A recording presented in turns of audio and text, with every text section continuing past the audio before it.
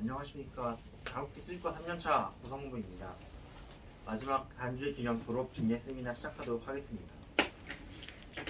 상악동은 상악골 내에 존재하는 안면부에서 가장 큰 도기동으로 다음과 같은 여러 가지 기능을 가지고 있지만 임플란트 식립 시에는 그 난이도를 증가시키는 요인 중 하나입니다.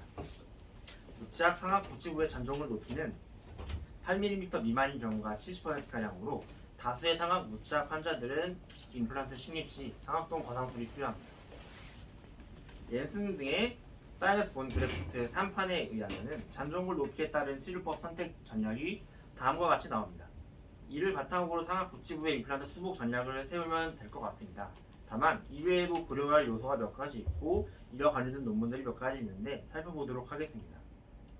상악동 거상술과 관련된 치료 계획에 대한 논문 중 가장 유명한 논문 중 하나로 홈레이왕의 ABC 클래시피케이션을 들 수 있습니다. 잔종골 높이에 따라 클래스 A 그리고 클래스 B,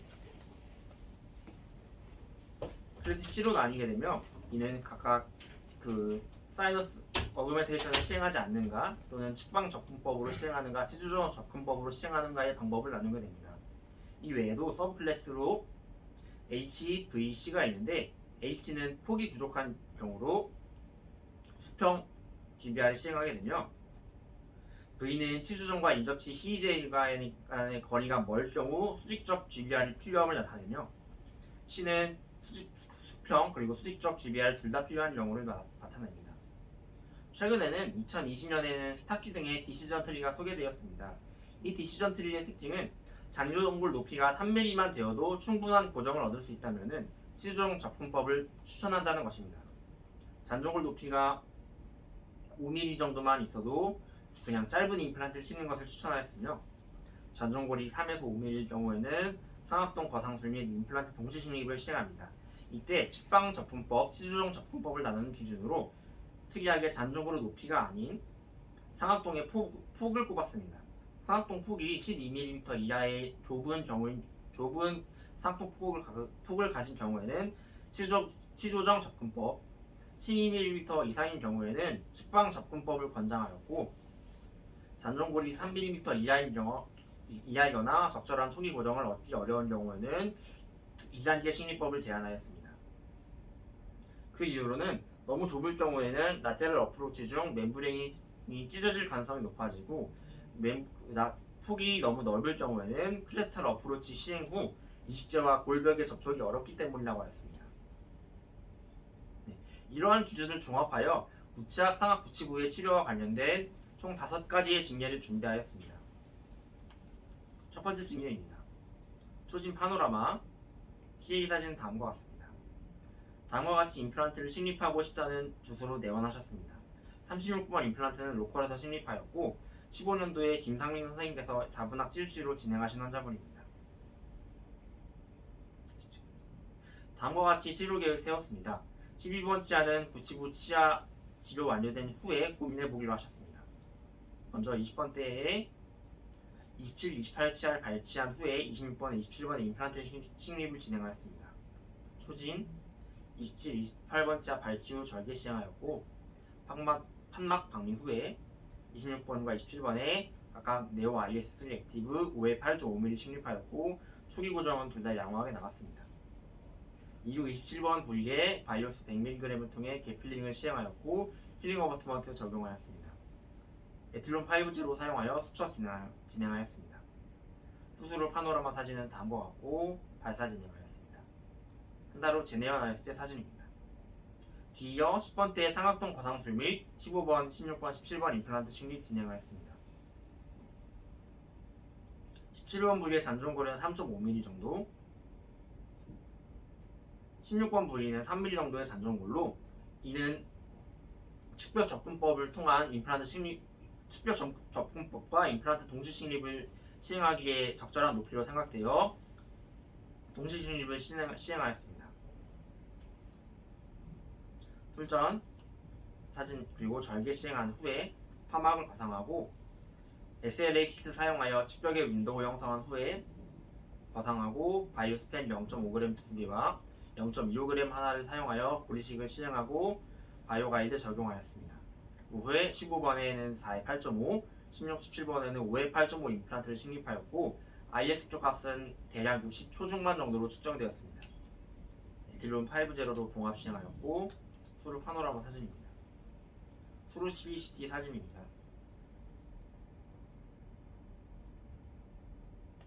2주 발사 시행하였을 때 양호한 치유 완료됩니다. 내달기 2차 수술을 시행하였고 절개 시행 후 ISQ 재측정하였을 때 모든 임플란트에서 안정적인 ISQ 값이 측정되었습니다.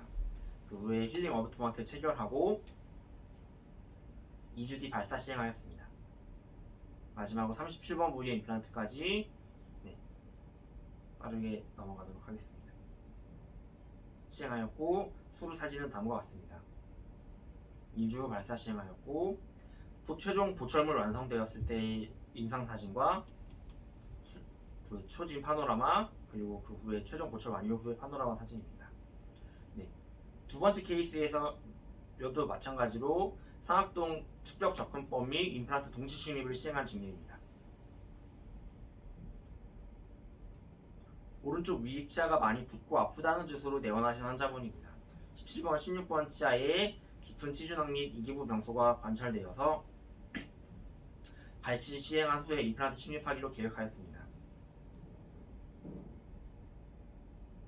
그리고 발치 시행한 후에 3달에서 4달 정도 후에 파노라마 사진 촬영하였고 이날 CT 촬영을 진행하였습니다.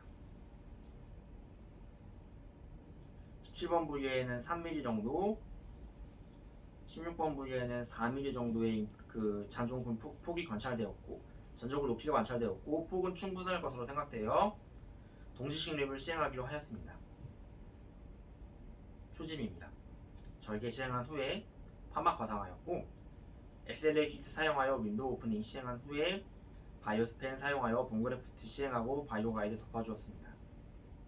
그 후에 임플란트는 각각 네오 5에 8.5mm 식립하였고 초기 고정은 16번은 70, 17번은 56으로 측정되었습니다. 에틸론 6제로를 봉합하였을 때 협측의 천공 부분이 관찰되는 것이 아쉬운 부분입니다. 수술 직후 파노라마 사진이고 CBCT 사진에서는 다음과 같이 식립되었습니다. 2주 발사 시행하였을 때 천공된 부위에 슬로핑한 티슈로 치유되는 것이 관찰되었고 수술 2달 후 재내원하였을 때 체크하였을 때는 양호한 치유 영상 관찰되었습니다. 뒤이어 임플란트 식립 5달 후에 2차 수술을 진행하였습니다. 절개하고 판막 박립 후에 초기 고정 측정하였을 때 16번, 17번 각각 80, 77로 매우 양호하게 측정되었습니다. 이후 힐링 6에 5mm 체결한 후 에틸론 5제로로 봉합 시행하였고 2주 후 발사 시행하였습니다. 수술 후 사진은 다음과 같습니다. 그 뒤이어 37번 임플란트 식립은 빠르게 넘어가도록 하겠습니다. 수루 파노라마 사진은 다음과 같고 그 16번, 17번 그리고 37번 부위에 보철물 완성된 후에 임상 사진과 초진 파노라마와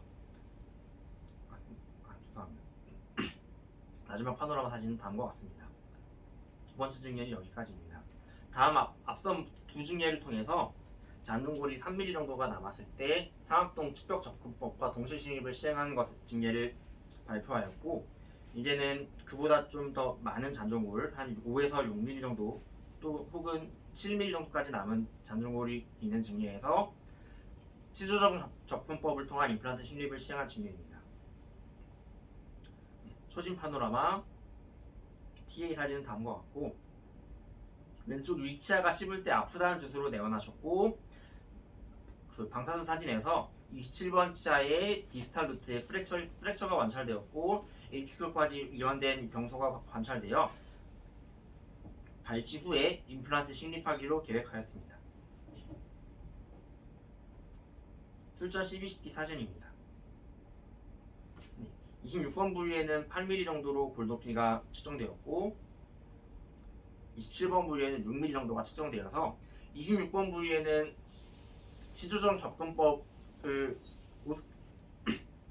27번 부위에는 치조정 접근법을 및 고리식술을 같이 시행하기로 하였고 26번 부위에는 상통 망망 거상한 후에 고리시제를 충전하지 않고 그냥 식립하기로 계획하였습니다. 소진 그리고 절개 후 판막 방리 후의 사진입니다. 그 뒤에 26번과 27번 부위에 각각 SCA 히트 사용하여서 사이너스 멤브레인 거상하였고 27번 부위에만 본그래프 바이오스 0.25g을 사용하여서 본그래프 피팅을 시행하였습니다. 초기 고정은 각각 80, 72로 양호하게 측정되었습니다. 힐링 어바트먼트는 26번과 27번 부위 각각 5에 5 체결하였고 에틸론 5제로로 수처 진행하였습니다. 수술 후 파노라마 사진은 다음과 같고 수술 후 CBCT 사진입니다. 다음과 같이 천공이 되지 않고 픽스처가 잘 식립된 것을 확인할 수 있습니다. 그 뒤 발사 시행하였습니다. 최종 보철물 완성 후 임상 사진이고 최종 보철물 완성 후 파노라마 사진입니다. 네 번째 징계도 마찬가지로 10번대 구치구에 충분한 잔존굴 높이가 관찰되어 측벽 접근법이 아닌 치주 접근법 및 임플란트 식립을 시행한 징계입니다. 초진 파노라마 PA 사진은 다음과 같습니다. 오른쪽 위 어금니가 불편하다는 주소로 내원하신 환자분으로 16번 치아의 메지알 루트에서 에피컬까지 이완된 병소 관찰되어 발치 및 임플란트 식립하기로 계획하였습니다. 발치 후의 파노라마 사진은 다음과 같고 CBCT상 잔존굴 5에서 6mm 정도의 잔존굴 높이가 관찰되어 치조정 접근법을 통한 임플란트 식립 계획하였습니다. 초진, 절개 후 그리고 SCA 키트 및 바이오스를 사용하여서 크리스탈 어프로치를 시행하였습니다. 그리고 네오 IS3 액티브 5에 8.5mm를 식립하였고 IS 쪽값은 76으로 양호하게 측정되었습니다. 에틸론 5제로로 수처가 시행하였고 2주 후 발사했습니다. 수술 후 파노라마 사진은 다음과 같습니다. 파노라마 사진상 고리 이식제가 믹스처 주변 위로 잘 올라간 것이 관찰됩니다. 마찬가지로 보철물 완성 후의 임상 사진입니다. 보철물 완성 후 파노라마 사진은 다음과 같습니다. 다음 두 징계는 지금까지 발표한 세 번째, 네 번째 징계는 잔존골이 5에서 7mm 정도 남았던 치조제의 환자에서 치조정 접근법을 통해 성공적으로 치료를 시행한 징계입니다. 다만 다음 다섯 번째 징계는 상악통 거상술뿐만 아니고 GBR까지 동반하였는데 그 이유는 앞서 말씀드린 홈레리왕의 ABC 분류법에 따르면은 CEJ에서 치조정까지의 거리가 과도하게 넓을 경우에는 단순히 상악통 거상술만을 시행하게 되면은 크라운 레이시오가 너무 안 좋아지고 보철물의 교합에 안 좋은 영향을 미치기 때문에 버티컬 어그멘테이션을 시행하라고 하였었는데 마찬가지로 버티컬 어그멘테이션을 통해 상악동 구치부의 임플란트를 식립한 징계를 보여드리도록 하겠습니다. 초진 사진, 초진 PA 사진은 다음과 같습니다. 양쪽 위 어금니 잇몸에서 계속 피가 나고 씹을 때 아프다는 주소로 내원하신 환자분으로 26번 임플란트 부분의 페리 임플란타이티스 그리고 16번에서 에피컬까지 이완된 병소 관찰되어서 17번, 16번 그리고 26번 임플란트와 27번 치아를 발치하고 임플란트를 식립하기로 계획하였습니다. 네, 익스플란테이션 및 발치 후에 파노라마 사진에서 다음과 같고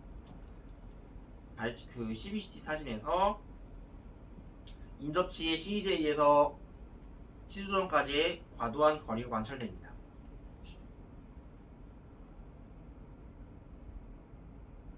네, 16번 부위에는 마찬가지 잔존 치조제의 높이 또한 매우 낮아서 이 부위에는 상악동 거상술 및 버티컬 GBR을 동시에 시행하기로 하였고 26번 부위에는 잔존 치조제의 높이는 충분하였으나 CEJ에서 치조전까지의 거리가 너무 멀어서 버티컬 GBR만 시행하기로 하였습니다. 네, 10번째의 초진 사진입니다. 절개 시행한 후에 판막 과상하고 SL 키트 사용하여서 멤브레인 과상한 후에 쌍통 과상술 및 시행하고 바이오가이드 25/25mm를 사용하여서 GBR을 시행하여 초월 GBR까지 같이 시행하였습니다. 그 후 에틸론 6제로로 수처 시행하였고 발사 후에는 다음과 같습니다. 수술 후 파노라마 사진은 다음과 같습니다.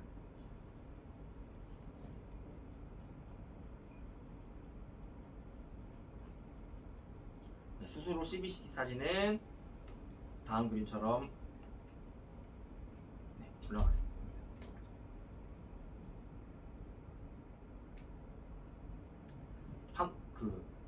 수술 후 파노라마 사진은 다음과 같고 그 뒤에 임플란트를 식립하였을 때의 사진은 다음과 같습니다.